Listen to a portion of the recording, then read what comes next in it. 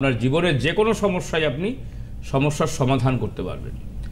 আজকের যে আলোচ্য বিষয় হচ্ছে যে আমরা যাব যে আজকে কর্মে বিভ্রান্তি, সন্তানের কর্মে বিভ্রান্তি নিয়ে পিতামাতা খুব দুশ্চিন্ত এবং সন্তানের বিহেভিয়ার নিয়ে অর্থাৎ তার ব্যবহার বিধি নিয়ে, তার কথাবার্তা নিয়ে পিতামাতা উদ্বিগ্ন অর্থাৎ অবাধ্যযোগ। এটা নিয়ে বলবো। আজকে যদি সেই সন্তানকে আপনি ঠিক করতে না পারেন, মনে রাখবেন বন্ধু, বৃদ্ধ লাইফ 50 ইয়ার্সের পরে আপনার বৃদ্ধ লাইফ শুরু হয়ে যাবে, বা 40 ইয়ার্সের পর। আমরা সাধারণত 50 ইয়ার্স বা 60 ইয়ার্সের পরে আমরা ধরি বৃদ্ধ লাইফ। এই বৃদ্ধ লাইফের যে লাঠিটি, সেই লাঠি কিন্তু হচ্ছে আপনার সন্তান।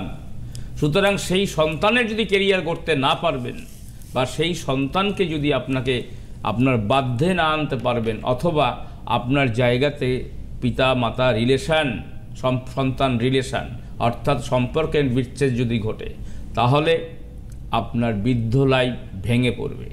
আপনাকে বৃদ্ধাশ্রমে যেতে হবে, আপনাকে বাড়ি ছেড়ে চলে যেতে হবে তৃতীয় ব্যক্তির প্রবেশে।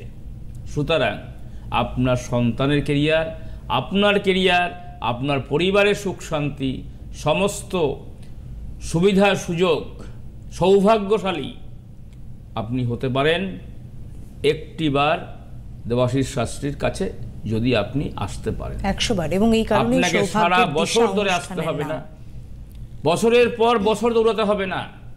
শুধু আপনার হরোস্কোপ যদি থাকে তো আপনার ডেট অফ বার্থ নিয়ে চলে আসুন, যদি না থাকে আপনার হাত নিয়ে চলে আসবেন, যদি হাত না থাকে মুখমণ্ডল নিয়ে চলে আসবেন, যদি মুখমণ্ডল না থাকে গলার আওয়াজ দিয়ে কথা বলুন।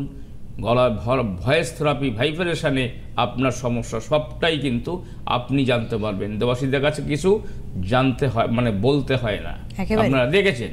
সুতরাং ডাক্তার যদি রোগ ধরতে পারে, রোগ সেরে যায়। দেবাশিস শাস্ত্রী হতে এরকম। সুতরাং প্রোগ্রাম দেখুন আপনারা।